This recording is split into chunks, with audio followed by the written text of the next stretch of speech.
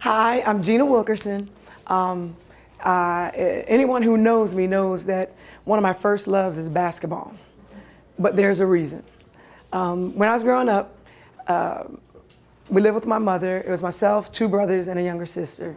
My father had left, and so I didn't really have a male figure in my life, other than the fact that we did attend church regularly. So of course we had our pastor, but there was no man that was a part of my life regularly. I was outside playing ball with my brothers one day, as us, our friends, all boys of course, and one of the boys yelled out, "Hey, we forgot basketball tryouts." So I looked at my brothers, I'm 10 years old.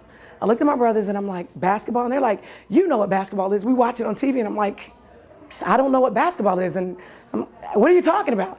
And they're like, "Just come on, come on." So we go to our local neighborhood center.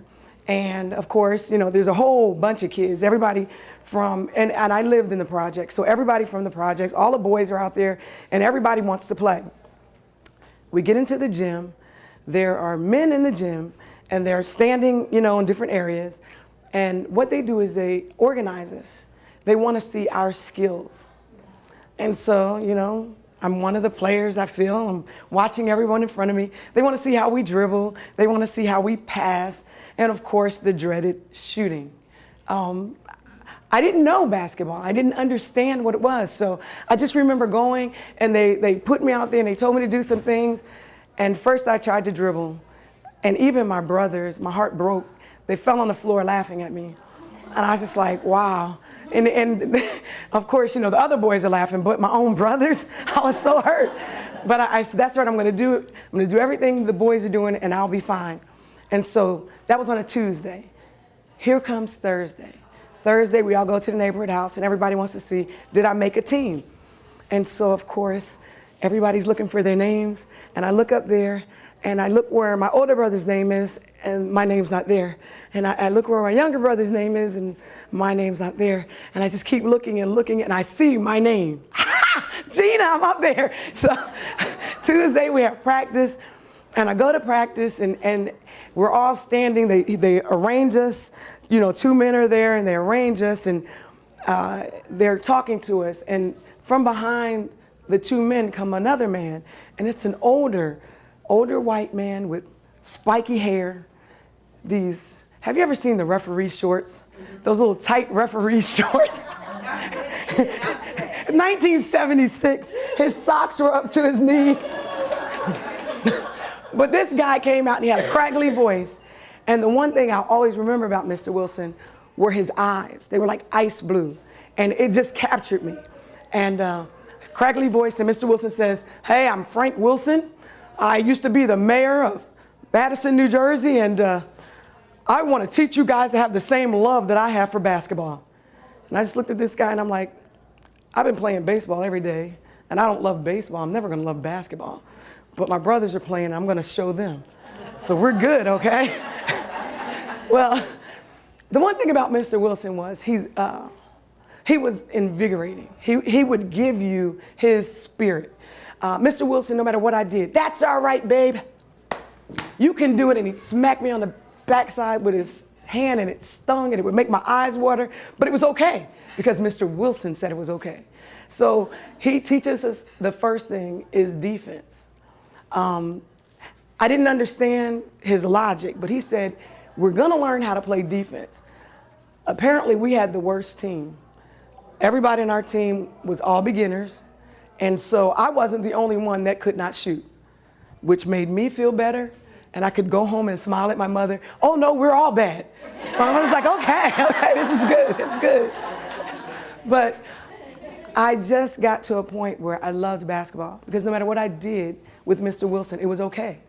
If someone ran past me on defense and I didn't stop them and they scored, "That's okay, babe, you can do this, we can do this." And it was so wonderful to have somebody just say, "It's okay."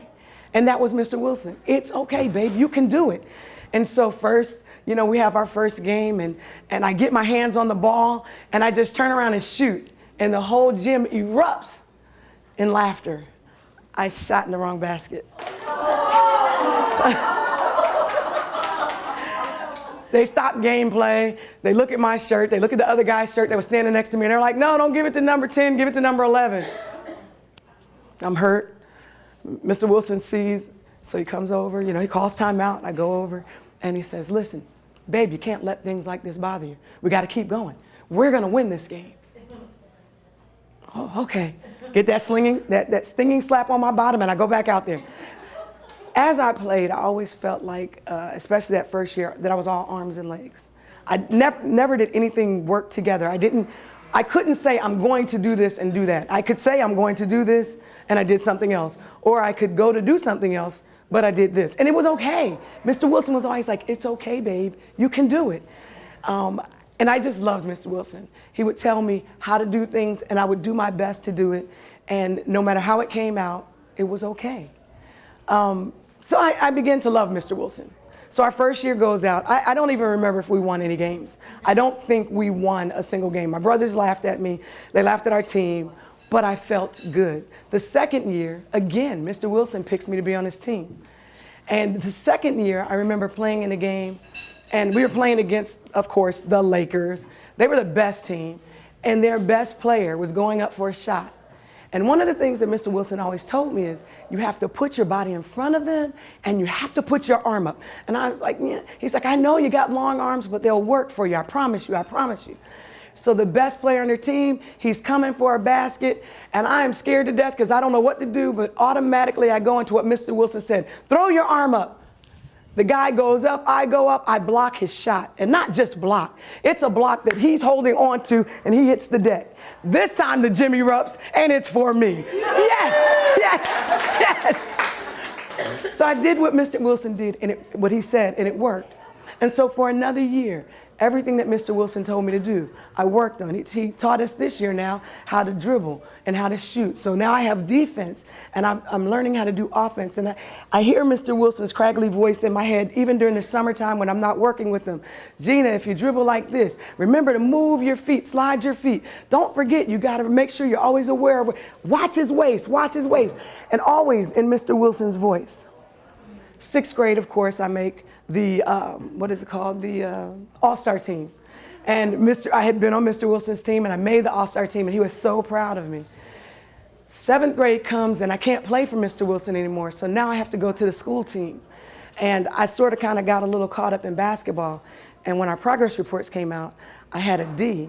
And my mother, this strong religious woman who I knew loved me, told me, you're not playing basketball.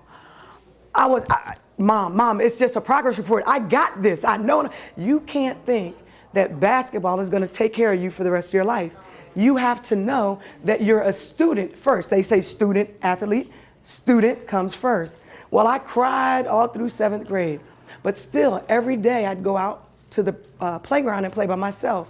The days that it snowed, I'd go out there with my sneakers and I'd make a semicircle in the snow so I could practice my shooting, my dribbling, and even throwing the ball up on the basketball board and grabbing rebounds. All the while, I hear Mr. Wilson's voice in my head telling me, hey, this is how you got to do it, babe. Yeah, that's good. Oh, babe, we can work on it. We can do it. Can't let them make you quit. 8th grade, I make the varsity team, and I'm the star.